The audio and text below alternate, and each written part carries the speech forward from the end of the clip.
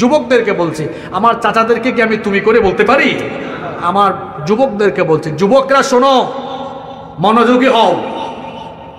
আজ থেকে 50 বছর আগে আমাদের চাচা চাচি দাদা দাদির আমলটা কেমন ছিল? তাদের আমলে ঘরের মধ্যে কারেন্ট ছিল, টেলিভিশন ছিল, mobile, wifi, internet, computer, laptop, iPad কিচ্ছু ছিল। এজন্য তাদের যুগটা কেমন ছিল? যুবকরা শোনো, রাত 8টার পরে তাদের কোনো কাজ কাম ছিল?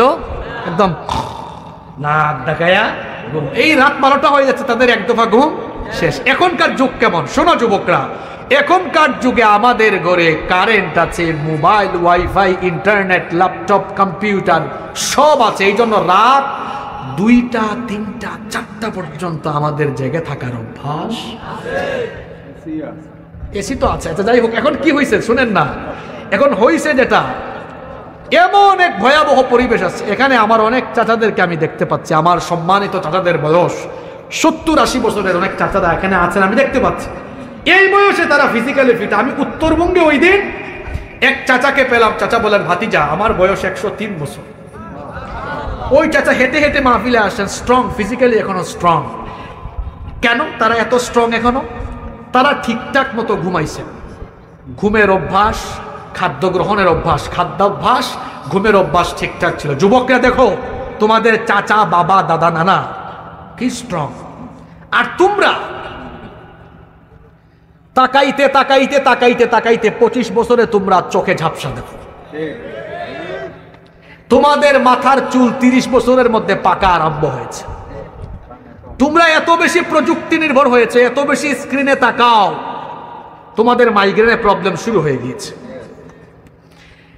এখন তো রাস্তার মুড়ে মুড়ে হসপিটাল এই জন্য হচ্ছে, কারণ বর্তমান প্রজন্ম, বর্তমান জেনারেশন খাদ্যাভ্যাস, ঘুমের অভ্যাস এবং সহজ সরল সুন্দর জীবনযাপনের অভ্যাস ছেড়ে দিয়ে প্রযুক্তির অপব্যবহার করার কারণে আমার ভয় হচ্ছে আগামীতে আমরা অসুস্থ একটা জেনারেশন হয়তো পেতে যাচ্ছি। এখনো সময় আছে যুবক, তরুণ, ছাত্ররা, তোমাদেরকে বলছি, ভাইয়েরা ফিরে আসো এগুলো থেকে, এত যান্ত্রিক হয় না। গতকাল একজন কবি আমি ফেসবুকে দেখলাম, তিনি বলতেছেন যে আমরা যখন ছোট ছিলাম, আমরা পড়াশোনার বাইরে সুযোগ পাইলে আমরা বই পড়তাম, বই লেখার চেষ্টা করতাম, কবিতা লেখার চেষ্টা করতাম। আর এখনকার যুবকরা সুযোগ পাইলেই পাবজি, বাবজি, ফ্রি ফায়ার, ফেসবুক, ইউটিউব, ঠিক কি না? আর যে টিকটক মেয়েরা বানায়, তোমরা ছেলেরাও আবার এটাকে কাউন্টার অ্যাটাক দিয়ে উল্টা টিকটক বানাও। কি যুবকরা, ঠিক আছে কথা? খবরদার যুবকরা, প্রযুক্তি ব্যবহার করো, কিন্তু অপব্যবহার করা যাবে না, বেশি সময়ও দেওয়া যাবে না। তোমরা কি করতেছো বলো তো? শোনা, আমি তো পড়াশোনা শেষ করেছি 5-6 বছর আগে। আমি ছোটবেলায় আব্বুর সাথে, চাচাদের সাথে যখন বিয়ে শাদীর ফাংশনে যাইতাম, দেখতাম সবাই মিলে গোল হয়ে বসে গল্প করতো, আপনার পরিবারের কি খবর, আপনার পরিবারের কি খবর। আর এখন মানুষ বিয়ে শাদীতে যায়, যাইয়া সবার হাতে হাতে একটা যন্ত্র আছে, সবাই নিচের দিকে তাকায়, একজনের সাথে আরেকজন কথা কয় না। কি বলেন, আছে না নাই? অতিরিক্ত প্রযুক্তির ব্যবহার আমাদের মধ্যে হৃদ্যতার বন্ধনকেও এখন নষ্ট করে দিচ্ছে। এখন সম্পর্কের ঘাটতি চলে আসতেছে। আরো শোনেন, স্বামী স্ত্রীর কথা শোনেন। স্বামী বেচারা সারাদিন অফিসে থাকে, স্ত্রীও যদি চাকরি করে বা ঘরে থাকে, ফিরে আইসা জামাই বউ দুজনে খালি কোনো ভালোবাসার কথা, কোনো রোমান্স, প্রেম, ভালোবাসা। এই প্রযুক্তি, ঠিকই বলছেন, আঙ্গুলের ব্যায়াম। এই আঙ্গুলের ব্যায়াম করে করে এদের মন মানসিকতা ফষ্টি নষ্টি করে অন্যদিকে চলে গিয়ে পরকীয়ায় আসক্ত হয়ে যাচ্ছে। অপব্যবহার ভালো নয়, নবীজি সাবধান করে গিয়েছেন। যুবকরা, নবীজির হাদিস শোনা না, ফিতনার কথা নবীজি বলেছেন, অপব্যবহার করে শেষ হয়ে যাবে। অপব্যবহার কেমনে শুরু হয়েছে যুবকরা শোনো।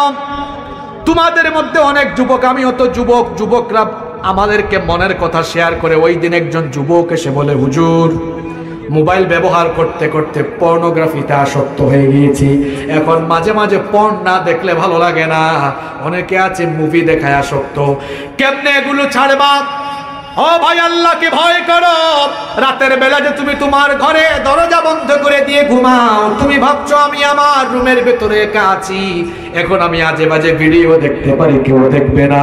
কিন্তু কলেজার টুকরা ভাইরা বলো, কেউ যদি অন্ধকার ঘরের কারবার নাও দেখে নাও জানে, যিনি দেখেন এবং জানেন তিনি কে? সেই আল্লাহকে ভয় করে এই চক্ষুটাকে নিষিদ্ধ ভিডিও থেকে, আজে বাজে জিনিস দেখা থেকে হেফাজত করা যাবে তো? যুবকরা কথা দাও, করা যাবে তো? আল্লাহ আমার যুবকদেরকে কবুল করে।